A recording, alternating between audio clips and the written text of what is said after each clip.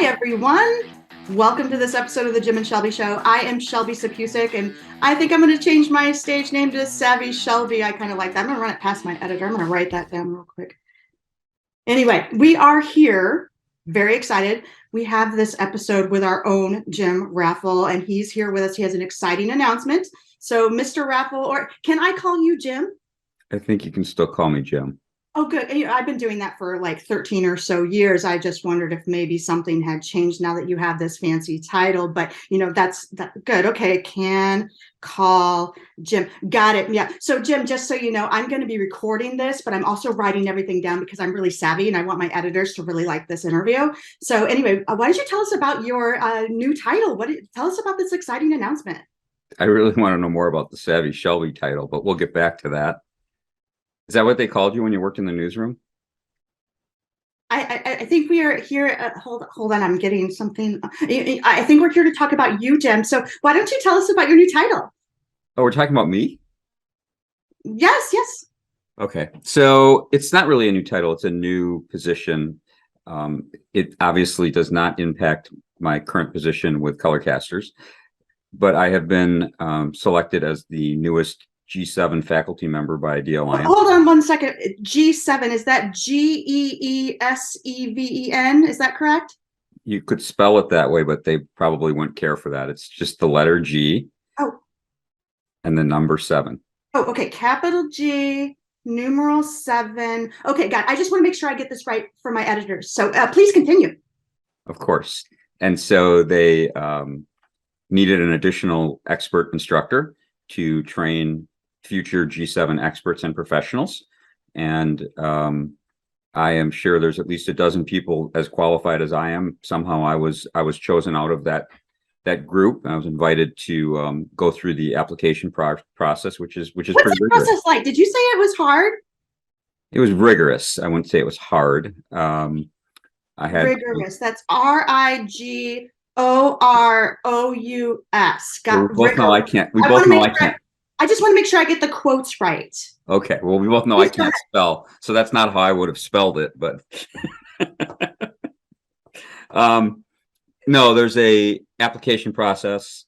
I don't remember all completely. The part that I remember the most was I needed 3 industry recommendations, and I was running short on time because, as I typically do, I had planned way ahead and had scheduled lots of slack into the schedule. But can you tell me who those 3 people were, or should we do that off the record? We can keep that off the record for right now. Okay, I'll write that down. But what's interesting is I actually asked 6 people because I only had about a 30-day window to get their responses. And I thought if I asked 6, I might be able to get 1 or 2 to do it without being poked and prodded again. And to my surprise, all 6 people replied within the deadline that I had set. All 6 letters of recommendation, quite honestly, were pretty humbling. That was an unexpected. Would you say you're normally a humble person? No.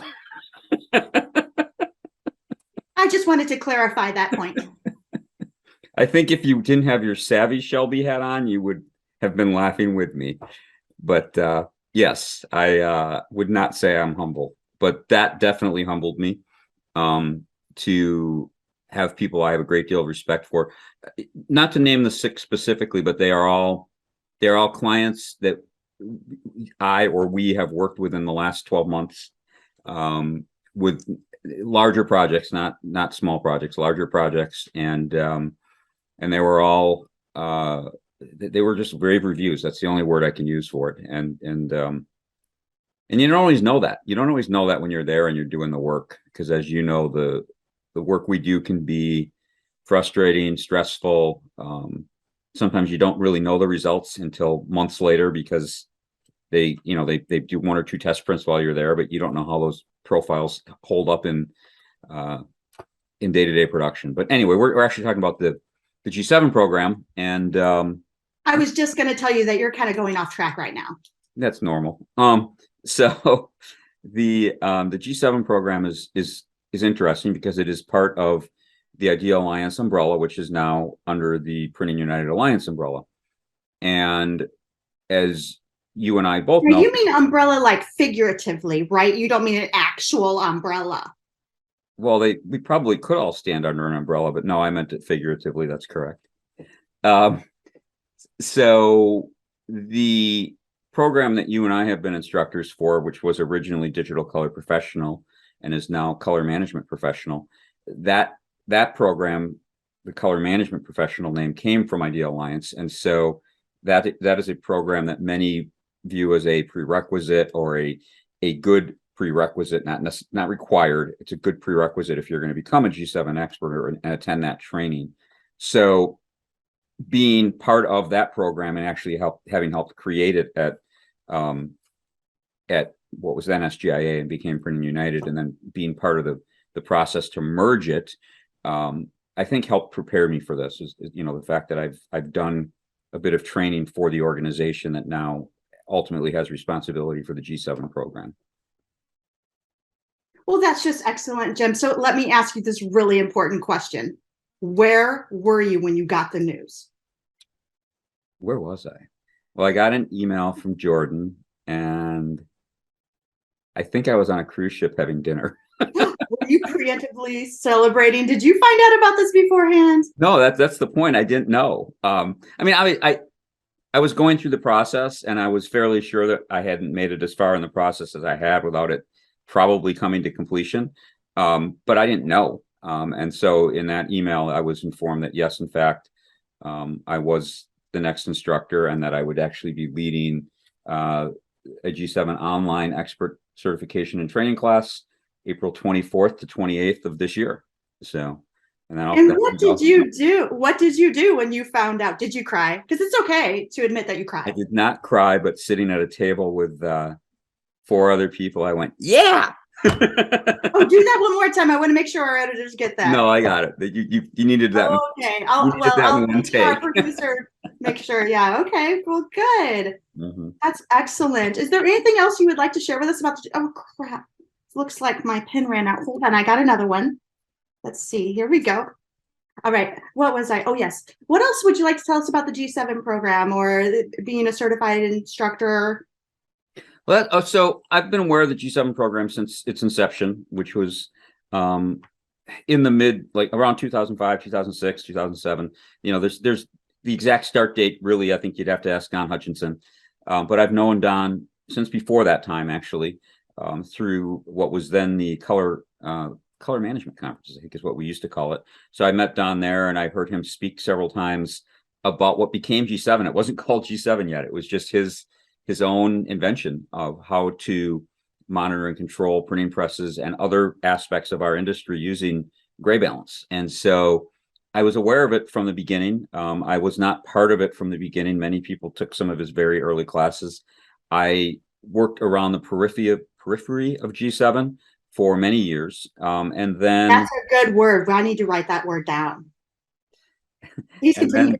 then through a my colorimetrics company, some work with a printer manufacturer. We were developing software that required a better understanding of G7. So they brought in Don to do G7 training in March of 2016.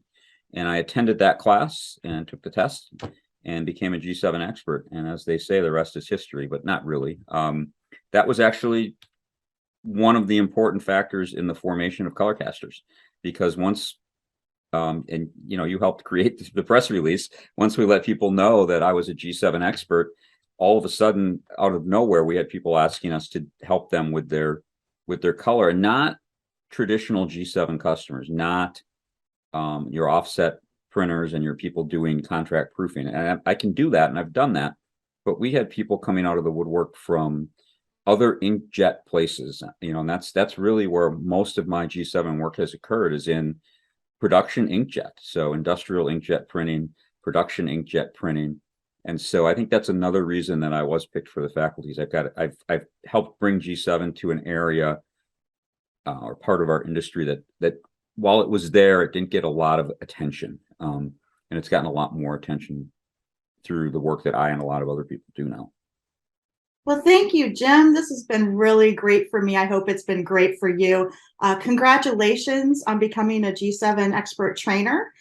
We will include the link to your first online class in April. Those dates were the 24th through the 28th, I believe. Is that correct? That is correct. And it's an I, online. I wrote it down because I'm savvy. Yep. It's Monday through Friday from 9 a.m. Eastern. Oh, that means I got to start work at 8 on those days. 9 a.m. Eastern to 1 p.m. Eastern. So it's 5 half days.